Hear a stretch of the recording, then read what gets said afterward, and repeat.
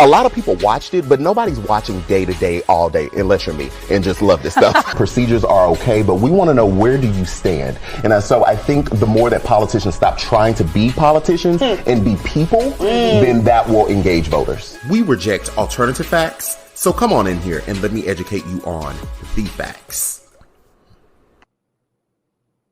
Hello, everyone.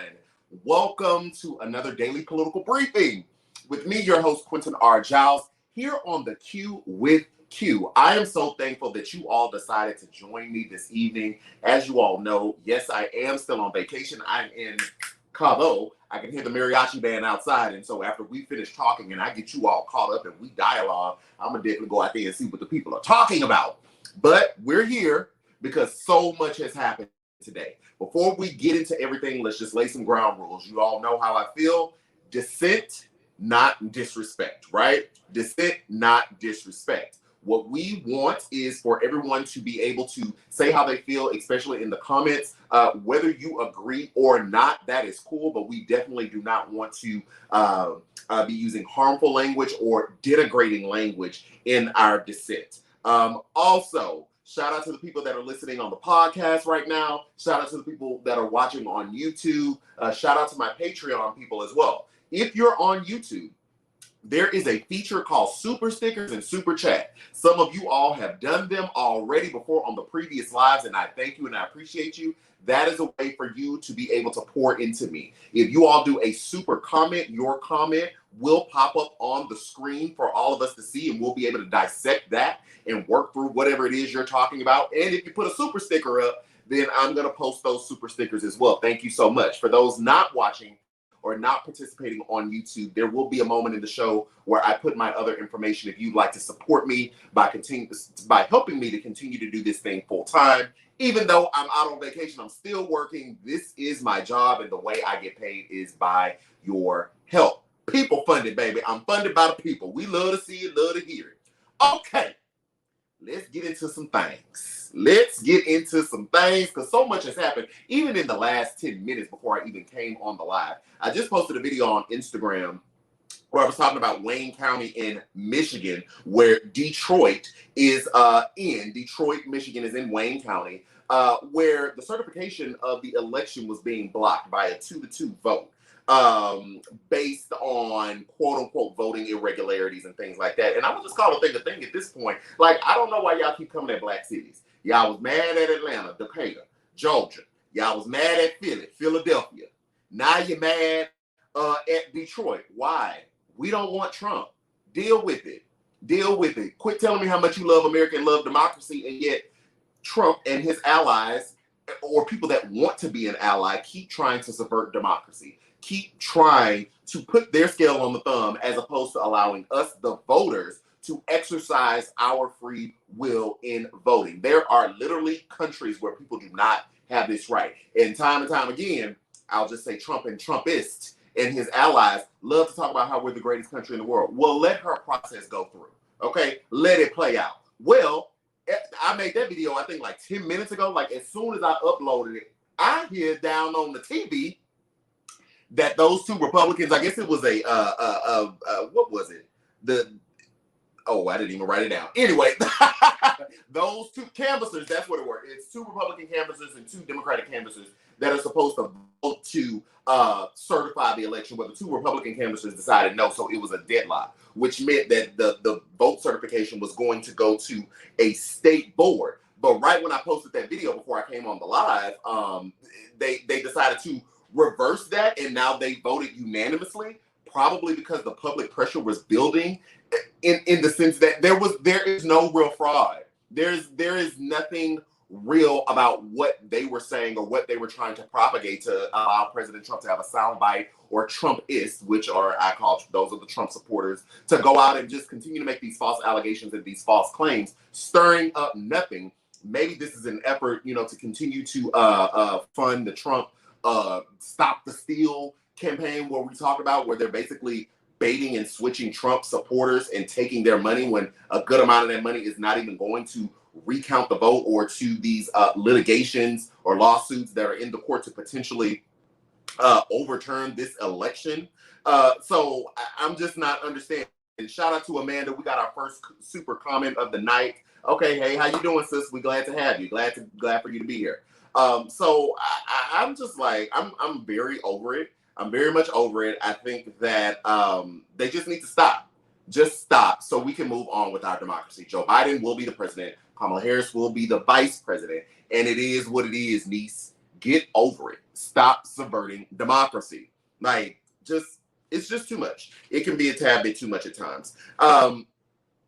So let's get into today's show, because that kind of threw me, because I'm like, wait, that's not even it's not even what I had planned on talking about today, but okay. But in other news earlier, that isn't a part of the show, we found out that Trump fired via tweet the director of cybersecurity and infrastructure security in our country. His name is Chris Krebs. And he fired him because Chris Krebs came out and basically was the one that said this was the most secure election in the American history. Came out and said it, obviously pushing back on Trump's false claims. I don't even know if I want to say pushing back, because it wasn't as if I think that he was saying it in direct contrast to Trump, or like Trump said this, then he said it. He was asked a question, he threw it out there, because it was. Because they worked overtime to ensure that it was. So he fired him today via tweet, which is interesting, because Trump then tweeted and said that he fired him because basically his statement was wrong. But yet and still in the court, you can't give us any proof to that. You can't show any proof of voter fraud. All you can do is try to go after black cities, which that has been overturned, which we talked about a little bit earlier, and say that they're voting fraud or voting irregularities. But you can't show us the proof when the judge in the courtroom, hey, come on, the judge in the courtroom asks for proof, and y'all don't have no proof. Y'all don't have no evidence. Y'all don't have nothing. Y'all wasting the judge's time. You wasting our time. Okay? And you're wasting the world's time, really. You're really wasting the world's time. Everybody that is not American, we sorry. We are sorry to all our allies, even the enemies across everybody in the world. We are sorry that we put this man in office. That was our bad. Now, y'all know I didn't vote for him. I know a lot of y'all didn't vote for him either, but I always say we, because we are still Americans, right? And the American electorate voted for this man in 2016, even though there was Russian interference and all that other stuff. He's been the president for 4 years. We sorry, okay? We apologize. We gonna try to do better. Well, we will do better, but we are sorry, okay? We didn't know.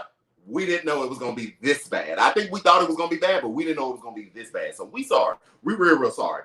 Let's, excuse me, let me get a little bit of water. That's not Corona now. That's not the COVID. Oh, what? You know, I just get a little excited and got choked up, but that ain't COVID. Breathe in, breathe out, not COVID. So let's move on. So one thing that made me clutch my pearls earlier today, when I saw this, so when I actually heard it, was centered around Joe Biden. And the only thing I caught was about like how he didn't want Trump to be prosecuted, you know, once he was president. And I said, now hold on, now wait, what? Oh, no, baby. We want, well, I'm not going to say we want prosecutions. We want investigations to the criminality of it all, because we know laws have been broken. If nothing else, Michael Cohen came out and Trump is named individual number 1 in his court case. Michael Cohen the only one that went to jail for that. No. We want investigations. Now, we definitely want criminal referrals to still be looked at. We definitely want whatever's sitting over there at the FBI and the CIA and the counterintelligence investigation and the things that Robert Mueller did not look into, such as Trump finances for the Russia investigation. Oh, no. We want all those things. We want all those things. So I was like, Joseph Biden, don't make me have to, now we've been rocking with you. Now we didn't want to vote for you to begin with. Now what are you doing? What are you doing, Joseph? Then I had to go back and listen. I think my emotions got a little, you know, when I heard Trump prosecution, Joe Biden no, and everything got jumbled, and I was ready to jump. It's not what Joe Biden said. So if you had heard anything like that, this is what he was actually saying. What he was saying was that he doesn't want his presidency to be dominated by Trump prosecutions, because you know if some of this stuff pops off, one, the Twitter gonna be on fire if Twitter chooses not to delete Trump. That's one. We know that. And 2, we're always going to be talking about it, right? Because we've lived with this man for 4 years. So we're going to be talking about this every time a new allegation comes up. You know, there are suits for defamations that tie into sexual assaults and accused rape that we're still waiting on. There are tax cases in New York with our good girl Letitia James, the Attorney General in New York, and Cyrus Vance. Okay, Cyrus, who was whooping him up at the Supreme Court earlier this year around his tax returns and all of that. So those court cases are going to come about. What Biden was saying was he doesn't want his presidency to be dominated by that. And that's okay. You don't have to. You can keep doing whatever it is you need to do. You just need to appoint, or nominate an attorney general. Okay, hello.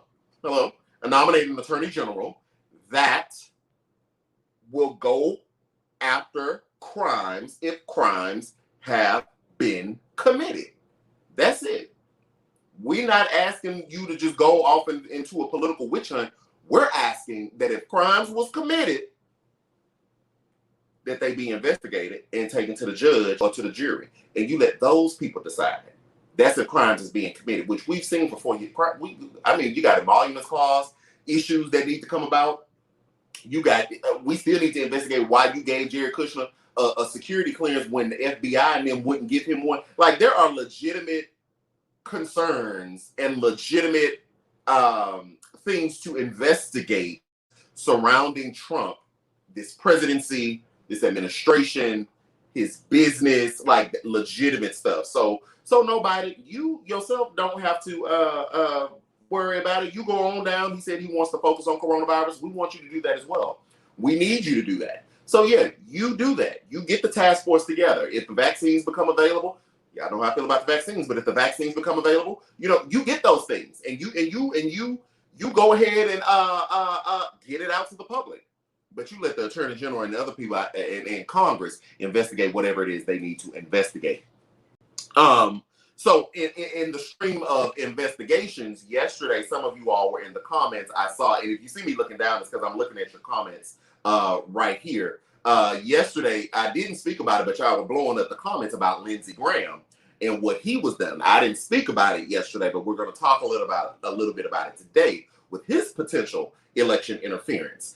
So what we found out yesterday was the Georgia Secretary of State, who is a Republican, came out and not only said that Republicans are trying to pressure him and try to swing the election to Trump, but also called out Lindsey Graham by name.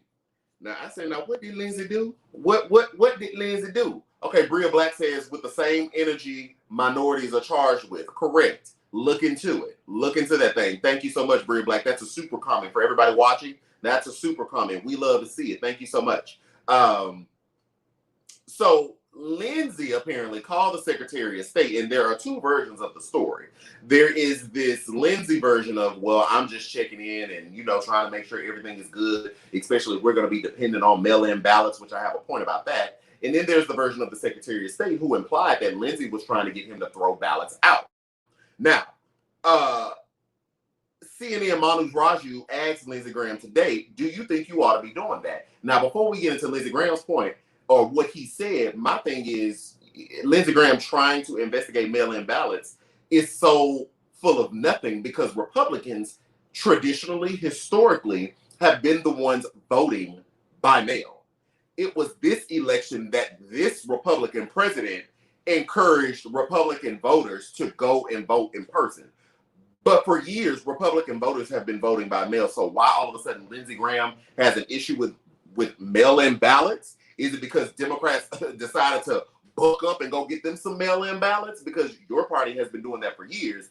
That is my first point. Second, Lindsey Graham says that, he's just checking in on it and he needs to see, and he's done this before. He called the Secretary of State of Nevada and Arizona. Baby, why the Secretary of State of Arizona came out and said, I have never talked to Lindsey Graham about this election. Don't put me in that. No, ma'am, Pam. No, I didn't have anything to do with those things. Secretary of State of Arizona say, I'm not going to get caught up in no election interference investigation with you. So, there's that. But Lindsey Graham is the Senate Judiciary Committee head, right? He leads the Senate Judiciary. The Senate Judiciary has nothing to do with elections. That is the Senate Rules Committee, which Lindsey Graham is not on.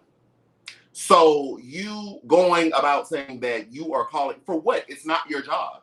It's not your role.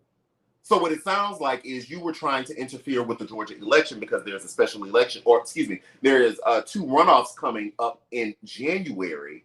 And it sounds like you were asking the Secretary of State how he could figure out a way to throw ballots away or disqualify ballots. That's what it sounds like. So me personally, I think that somebody needs to investigate that. Maybe we'll get that when we get a new incoming administration, while they're investigating Trump, because that sounds like election interference to me. I'm just saying. Sounds like election interference. We have another super comment. Let me see here. Shout out to you, Yinka Red. Thank you so much, my dear. It says, no clever message. Just love what you do and choosing to support important voices. Oh, thank you so much. I really appreciate that. That's love. Thank you so much. So, yeah, we need to be looking into what Lindsey Graham was doing and why he feels the need to buck up and go dig around and find out what's going on with the mail-in ballots. Interestingly enough, he's only calling states, if per his words, those 3 states are states that Biden won. He ain't calling North Carolina. Trump won that one. He ain't calling Ohio, where Biden had the lead, and then they started counting mail-in votes, and then Trump took the lead and won the state. Why don't you all have any energy for those states? It's the hypocrisy for me. That you have zero energy for those states. It doesn't make sense. In other Senate news, we found out that one of the oldest Republican Senate leaders, Chuck Grassley, out of Iowa, has tested positive for COVID-19. Now, Chuck Grassley is 87 years old, which definitely makes him high risk. We're definitely praying for a speedy recovery. But it reinforces the notion that one party is not taking COVID seriously, and we're 9 months in. That's a real issue. That's a real issue. I mean, I could go on and on. Thank you so much, Raina Hughes, for the super sticker. I appreciate you, love. I could go on and on about that, but you guys, COVID is a real thing. I don't know. I don't feel like anybody watching right now. Shout out to you. It's about from my tally, it's about 463 of you all watching. Shout out to all 463 of you all that are watching right now. I would dare say you all have heard me say more than enough times COVID is real. I would dare say if you are one of the ones watching that you believe COVID is real, just please wear a mask.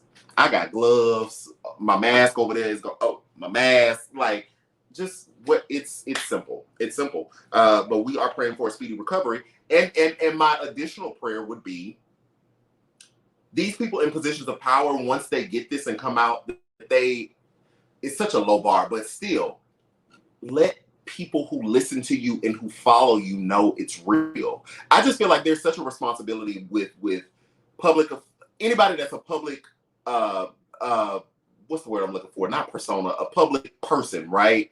I wouldn't dare come on here and lie to y'all, right? Like I value the fact that you all allow me your ear, because you don't have to listen to me. You can listen to anybody.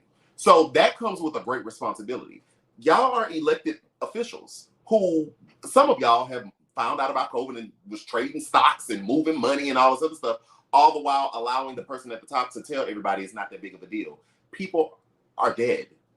Americans are dead. So I do pray for a speedy recovery, because I don't wish harm on anybody, but I would also pray and hope that in that recovery, you come out on it.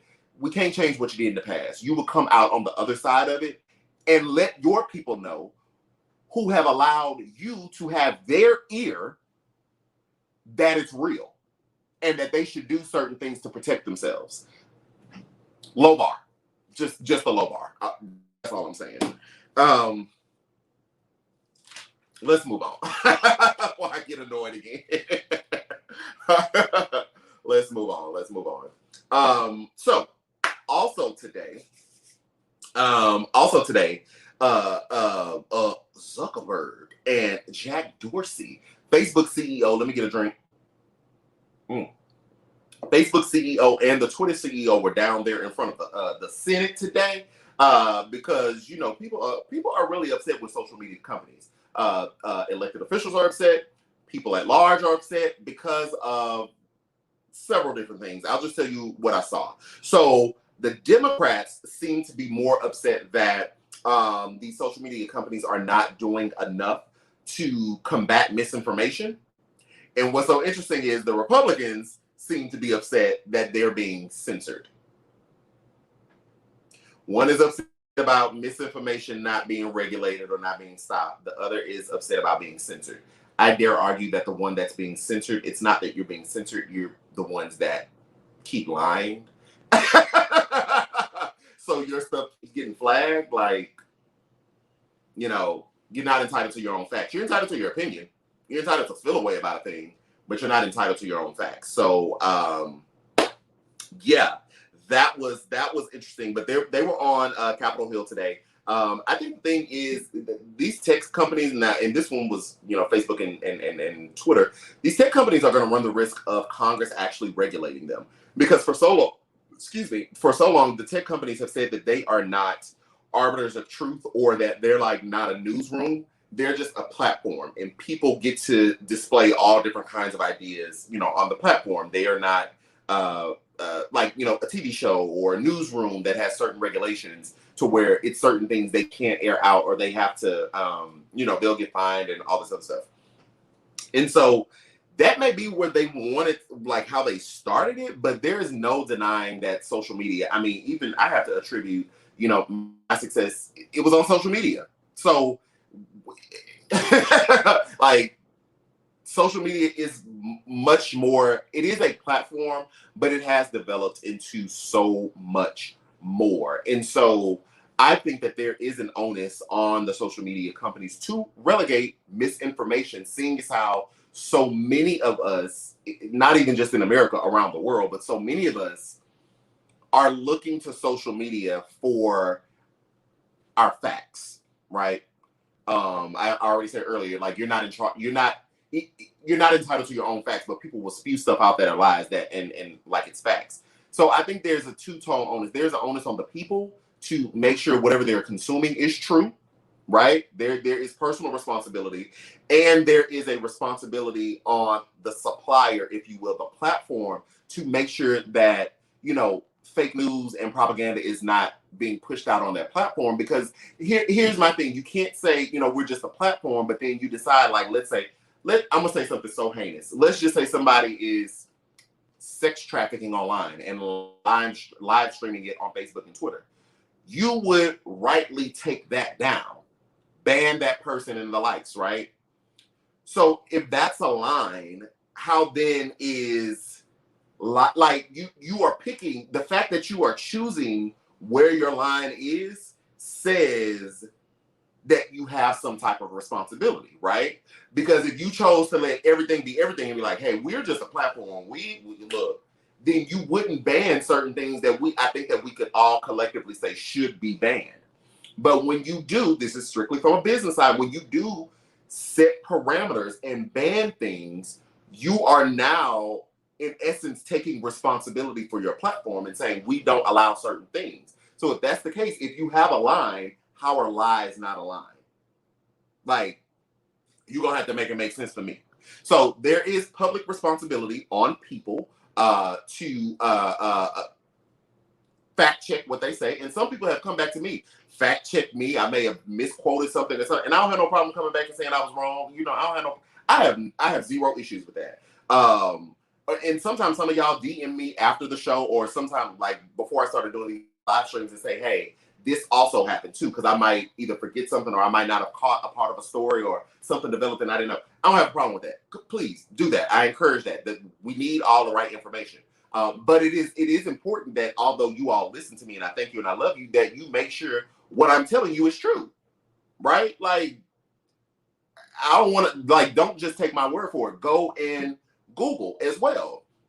And social media companies there is a responsibility on them to make sure that mistruth is not permeating throughout their platform. That's it. That's it. And I'm gonna hop off of that one. Moving right along. Oh, who needs to go to jail? Somebody in the comments. Wait, who needs to go to jail? Let me stick to the show. Let me stick to the show.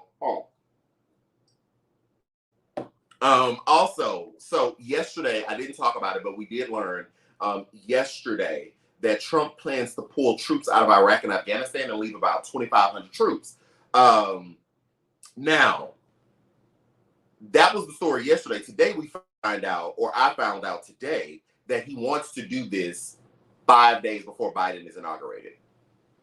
5 days, which is very suspicious. Why you would do this 5 days before? You've had 4 years in your presidency. Why you would do this 5 days before? But what we learned today was some new little tea. Okay, what we learned today was some new tea that might open our eyes to why somebody got fired the other week. Now, remember, I reported that Defense Secretary Mark Esper got fired, and he got fired via tweet from Trump. And what we found out today is that Mark Esper apparently warned the president last week not to make this military move, not to withdraw troops, because the situation on the ground does not call for it, right? So this is, well, this is not cold, but this is what they're telling us. If the situation on the ground does not call for it, don't withdraw troops. One can imply and infer that troops are still needed wherever they are. So we found that out today, that he told Trump that last week, and he got fired. So people are starting to ask the question, like, is that the reason he got fired? Did you fire him because he was trying to hold the line and say, you don't need to, like, don't do this. We're not in a position to do this right now. Keep in mind, we're talking about troops. We're talking about military action. We're talking about potentially trying to keep the peace in a certain area, giving up territory to whoever else is over there. So is that why Mark Esper got fired? And then why are you doing it 5 days prior to Biden being inaugurated? It seems spiteful. And I saw somebody who used to work with Trump on the TV today, who said that Trump is a vengeful person. And so not only is he doing everything in his power to stop the transition, to make it harder for a Biden presidency, or to make it harder for a Biden presidency to get up and running, but even this pull in, this withdrawal from the Middle East is going to cause a situation that Biden has to deal with when he comes in. And what Biden really just needs to be dealing with when he comes in is getting coronavirus under control. But I'm not too concerned that Biden won't be able to handle it. But it is showing us, I mean, we already know who this man is, but it is showing us who Trump is. Again, you can't claim to love America and then spite her and then put the country and its people in a situation, even outside of COVID, in a potentially disastrous situation, just so it's harder on the next person that's supposed to take that spot. You cannot convince me that you love America. You in power in America. That's what you love. And so that's what we found out today, which I thought was very interesting. I am going to be keeping my eye out for that. More conversations about what does that really mean if we pull those troops out? What are the implications of that? That's what I'm waiting to find out, because I think we need to unpack that a little bit more. However, I am comforted that Joe Biden was VP for 8 years to Barack Obama, so this thing ain't new to him. The White House, running the country, international diplomacy, international allies and enemies, none of those things are due to him, right? Those people know him. He's only been gone for 4 years. So him coming in, even though Trump, I think, you know what, even though Joe Biden wasn't my candidate, he's perfectly positioned to take this job right now. Because if Trump would have lost to anybody, he was still, the things we see him doing right now, he was still going to do the same thing. He was still going to delay the transition. There's no doubt in my mind. I'm not a fortune teller, soothsayer, none of those things. Don't believe in that. But there's no doubt in my mind that his behavior would have changed. So he still would have done things to make it harder for the next person. The fact that Joe Biden has been in this position as the number 2 in our country for 8 years, his experience in the Senate, like it or hate it, his experience in the Senate, foreign diplomacy,